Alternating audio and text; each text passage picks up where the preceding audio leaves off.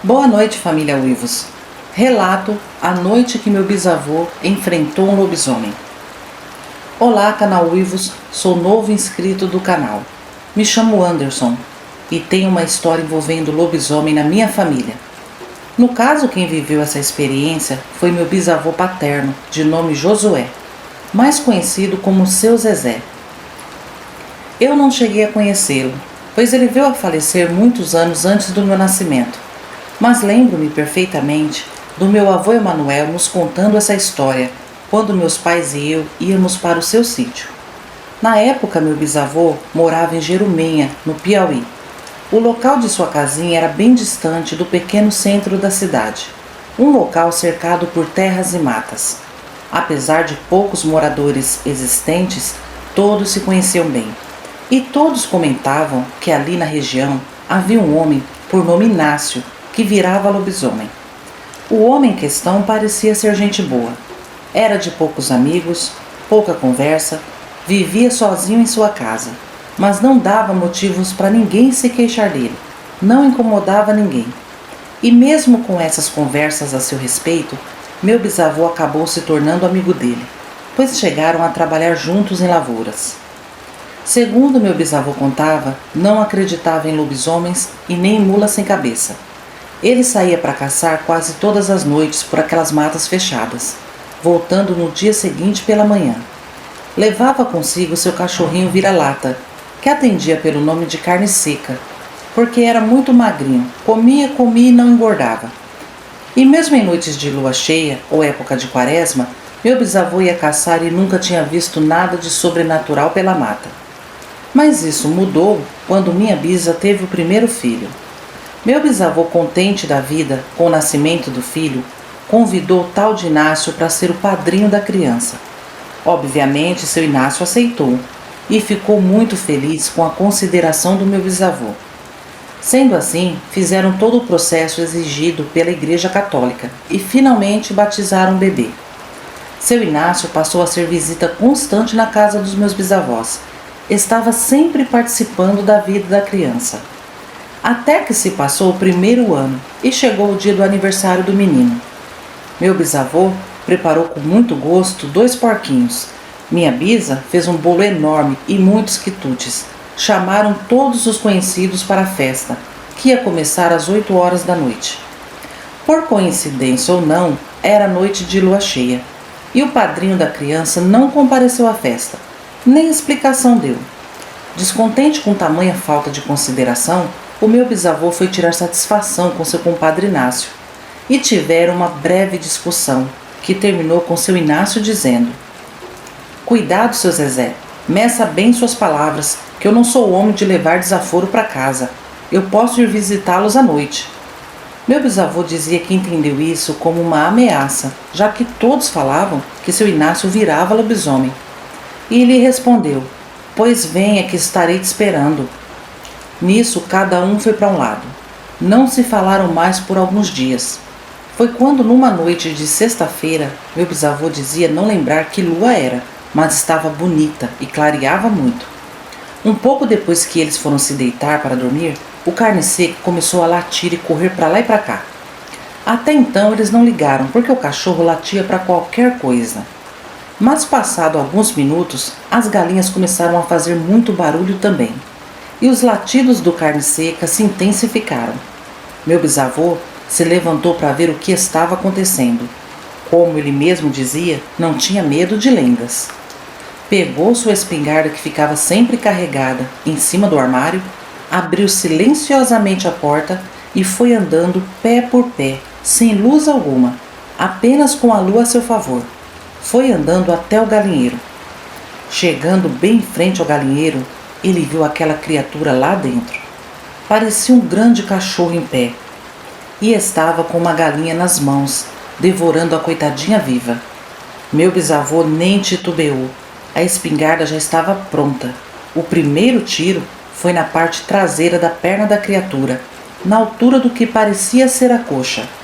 Na hora, o bicho deu um urro ensurdecedor e arrebentou a cerca dos fundos do galinheiro no peito e saiu correndo, urrando e gritando. Meu bisavô ainda deu mais um tiro, mas não acertou. Quando meu bisavô entrou dentro de casa, falou para minha bisa: "Mulher, você acredita que era um lobisomem no quintal? Pois eu já desconfio quem seja. Amanhã eu vou tirar essa teima." No dia seguinte, assim que amanheceu, meu bisavô foi na casa do seu Inácio. Levou consigo um facão na cintura. Chegando lá, bateu na porta e nada do seu Inácio abria. Então meu bisavô, que era uma marra de homem, deu um pontapé na porta de madeira que ela se abriu. Seu Inácio estava sentado na cama fazendo curativo na perna. Ele se recolheu na cama com muito medo do compadre. Meu bisavô foi logo falando: "Pois é, Inácio, foi bom ir me visitar à noite, seu cabra safado?" Seu Inácio, com muito medo, vendo o facão na cintura do compadre, respondeu: "Não foi não, compadre. Me desculpe. As galinhas que eu matei eu vou pagar. Eu juro que nunca mais faço isso. Nunca mais vou pisar nas suas terras."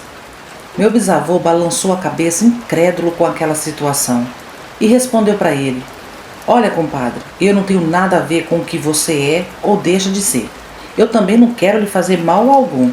Você pode continuar se virando nesse bicho, desde que fique escondido como sempre foi. Se eu souber que você está atacando as criações do povoado ou assustando o povo, aí sim eu te garanto que eu vou te caçar até nas profundezas dos infernos."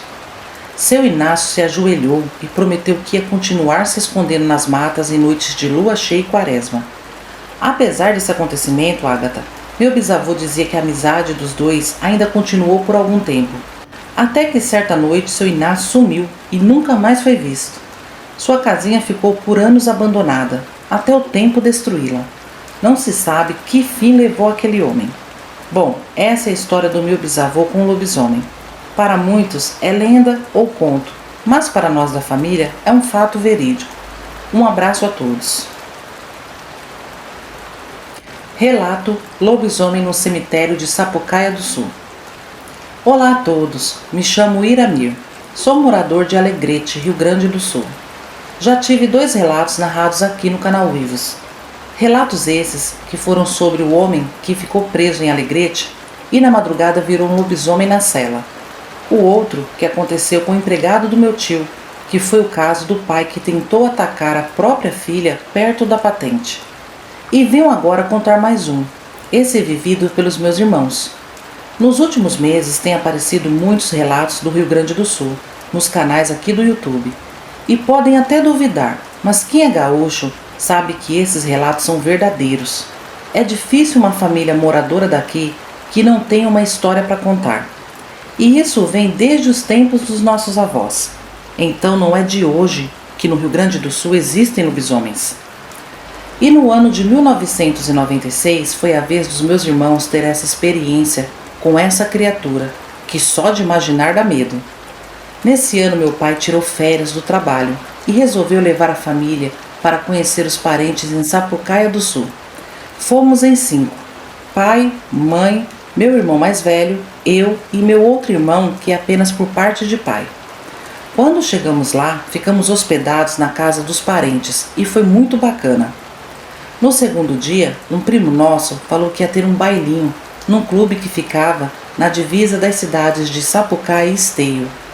Se me lembro bem, o nome do clube era 5 Estrelas. Meus irmãos toparam ir nesse baile. Meus pais e eu resolvemos ficar em casa, não gostávamos dessas festas. Era noite de sábado, se juntou alguns primos com meus irmãos e se foram. Agora eu passarei a contar o que aconteceu lá conforme meus irmãos chegaram em casa nos contando. Já era de madrugada, quando meus irmãos decidiram voltar para casa. Os primos arrumaram namoradinhas por lá e ficaram um pouco mais. Mesmo assim, meus primos ensinaram o caminho certinho para meus irmãos voltarem para casa. E eles se puseram a caminhar. Depois de um bom tempo andando, resolveram parar um pouco para descansar. Lembrando que era madrugada e não havia ninguém nas ruas. Os dois pararam perto de um muro e se encostaram para descansar. Só que esse muro era o muro do cemitério. Esse cemitério antigo de Sapucaia era cercado por um muro relativamente baixo. Mas isso não foi problema para eles, pois não tinham medo de cemitério. Então ficaram ali conversando um pouco sobre como tinha sido o baile e tomando fôlego para continuar a caminhada. Foi quando eles começaram a ouvir barulhos atrás do muro. Segundo eles contaram, eram pisadas fortes e uma respiração ofegante e cansada. Logo, imaginaram que era alguém fazendo despacho, o que é comum acontecer em alguns cemitérios. Então, eles se olharam e ficaram em silêncio, escutando aqueles barulhos. E bem no rumo que eles estavam encostados, havia um enorme pé de abacate, bem alto e antigo, do lado de dentro do cemitério. Eles perceberam que os passos estavam vindo em direção do abacateiro. Os dois resolveram espiar por cima do muro para ver o que estava acontecendo. Pura curiosidade mesmo. Então se penduraram no muro para olhar. Mas antes que pudessem visualizar com clareza do que se tratava, alguma coisa deu uma pancada tão forte no tronco do abacateiro que fez aquela árvore enorme e forte balançar num ponto que parecia que ia cair por cima do muro. Com aquela pancada, os dois se assustaram, caíram na calçada e saíram correndo para casa. Chegaram em casa muito assustados. Lembro deles contando aos meus pais. Meu pai deu até uma bronca neles porque eles vieram sozinhos. No dia seguinte, estávamos curiosos sobre esse acontecimento e fomos à tarde ao cemitério. Chegando lá, fomos até o pé de abacate. Olhamos tudo ao redor. Haviam folhas esmagadas, mas não tinha marcas de pé. A nossa surpresa, Ágata, foi quando olhamos para o tronco da árvore. Na parte alta da árvore, tipo a uns 2 metros ou mais da altura do chão, tinha uma marca de mão muito grande e uns riscos que pareciam ser de garras. A pancada foi tão forte que havia afundado o tronco de 3 a 4 centímetros para dentro. Na hora, meus irmãos ficaram abismados, pois meu pai nos disse que pela altura da marca, profundidade e tamanho da mão e das garras, jamais teria sido um ser humano quem fez aquilo. Ágata, eu vi a marca e te afirmo, por mais que um homem seja forte, não conseguiria deixar aquela marca afundada no tronco de uma árvore. Chegamos à conclusão que devia ser um lobisomem mesmo. Era a única explicação para aquilo. Bom, ainda ficamos mais alguns dias em Sapucaia, mas ninguém se atreveu a sair à noite novamente. Essa experiência que meus irmãos viveram, mas os outros casos que ouço de amigos e parentes, desde que eu me entendo por gente, é o que me faz ter total certeza que lobisomem existe e que tem muitos aqui escondidos no Rio Grande do Sul. Em breve eu lhe enviarei mais relatos daqui. Um abraço a todos. Relato: Inquilino estranho era um lobisomem. Boa noite, Ágata e inscritos. Me chamo Joyce. E o que irei contar aqui aconteceu comigo no Maranhão, cidade campestre. Eu só tinha 15 anos na época. Morava na casa do meu primo e sua esposa. A casinha era típica do sertão. Paredes tampadas com barro, telhado de palha e porta de madeira, daquelas que abria a parte superior. Apesar do local ser rodeado de matos, era muito sossegado. Mas tudo mudou no dia que meu primo foi viajar. Ele e a esposa foram para a casa dos parentes dela, pois alguém lá ia fazer aniversário. E isso era em outra cidade próxima de lá. Eles voltariam somente no outro dia. Não sei por qual motivo não quiseram me levar. Apenas me disseram para a noite trancar bem a porta e não se preocupar, que no dia seguinte à tarde eles estariam de volta. Eu sempre fui muito medrosa e já comecei a imaginar como seria a noite sozinha naquela casa. Então eles se foram e quando deu umas 5 horas da tarde, eu enchi a bacia com as louças sujas e fui lá no fundo do quintal da minha tia lavar. Para vocês entenderem, minha família é grande. As casas eram todas emendadas uma na outra, num grande terreno. Bom, eu estava lá lavando a louça quando vi entrar na casa do meu primo um rapaz que morava de aluguel num quartinho que minha tia alugava. Ele havia entrado pela porta da cozinha e eu fiquei olhando aquilo, sem entender o que ele foi fazer lá dentro e esperando ele sair para fora. Eu tinha muito medo daquele rapaz, ele era muito estranho. De repente ele saiu e foi para o quartinho dele. Aí eu fui lá ver o que ele tinha feito, mas olhei e estava tudo no lugar, do jeito que eu mesma tinha arrumado. Aí fui para o quarto olhar e percebi que a madeira que a gente usava para travar a janela estava só encostada. E eu tinha certeza que meu primo deixou a janela bem travada antes de sair. Então corri até o meu tio e o chamei para travar para mim, pois eu não conseguia. Mas eu não falei nada a ele do que tinha acontecido. Quando começou a anoitecer, chamei meus irmãos e minha prima, todos crianças entre 7 e 10 anos, para dormirem comigo. E eles aceitaram. Quando deu hora de dormir, meu tio apareceu lá na casinha do meu primo e falou para a gente trancar bem a porta e ir dormir porque já era tarde. E lá na casa deles, eles também já iam dormir. Então nos deitamos e ficamos conversando, contando histórias até dar sono. Um bom tempo depois, ouvimos alguém empurrando a janela do quarto. Nessa hora ficamos bastante assustados e em silêncio. Na hora eu me lembrei daquele rapaz. E aquilo lá fora forçava cada vez mais a janela. Tudo piorou porque ouvimos uns barulhos diferentes. Um roncado igual de porco, um fungado baixinho. Parecia que ele não queria chamar a atenção e nos pegar de surpresa. Então nos levantamos e ficamos juntinhos, encostados no guarda-roupa, olhando para a janela. Mas o desespero total aconteceu logo em seguida. Quando aquilo começou a arranhar a janela com toda a força, começamos a chorar. E eu pedia para meus irmãos e minha prima não gritarem. Minha prima me perguntava o que estava lá fora, mas nem eu sabia direito o que era. Depois de muito arranhar a janela, tudo ficou em silêncio. Então pensamos que aquilo tinha desistido e ido embora. Foi aí que tivemos a péssima ideia de abrir a porta e correr para a casa do meu tio. Fomos até a porta da cozinha e com dificuldade tiramos a madeira que a escorava. E quando abrimos, o bicho estava lá, parado e em pé. Era como se fosse um homem-cachorro, coberto de pelos, e a cara de porco. Os olhos eram vermelhos como brasa de fogo. Trancamos rapidamente a porta e começamos a gritar meu tio. Rapidamente, ele adentrou a casa perguntando o que estava acontecendo e que gritaria era aquela. Logo os outros familiares que moravam nas outras casinhas vieram também. E começamos a contar que um bicho todo peludo estava arranhando a janela. E ao abrirmos a porta para correr, ele estava ali parado, olhando para a gente.